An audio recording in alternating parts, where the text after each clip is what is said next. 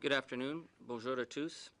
The Canadian public has only 3 days left to comment on a regulatory change at the CRTC that would strip the limitations on radio and television networks in terms of broadcasting false and misleading news. Under the proposed changes, the license holders would have much broader latitude for being negligent in their reporting, because as long as the comments did not directly lead to putting human life in danger, or it could be proved that the license holder had prior knowledge of this inaccurate information. It seems astounding that the CRTC would consider such a move at a time when we see the growing backlash in the United States to the poisoned levels of political discourse in the American media. And in the wake of the Arizona shootings, it seems especially insensitive to suggest that we should lower the bar on media obligations as long as no one is directly threatened or killed.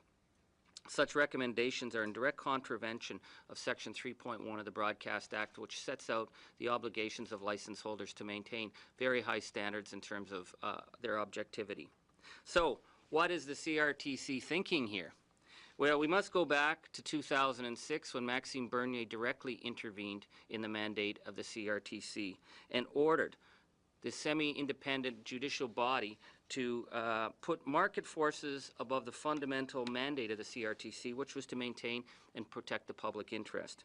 The result of this interference has been a series of decisions on deregulation that has left Canadian consumers with higher fees, fewer choices, and more questions being asked about the role of the CRTC.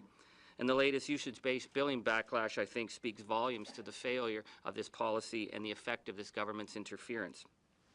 We now have a case where the government has not only intervened in decision-making, but in the process for appointing commissioners with the appointment of Mr. Tom Pentafoutis, a political ally of the Conservative Party, who has now been appointed to the all-important position of Vice Chair of Broadcast for the CRTC.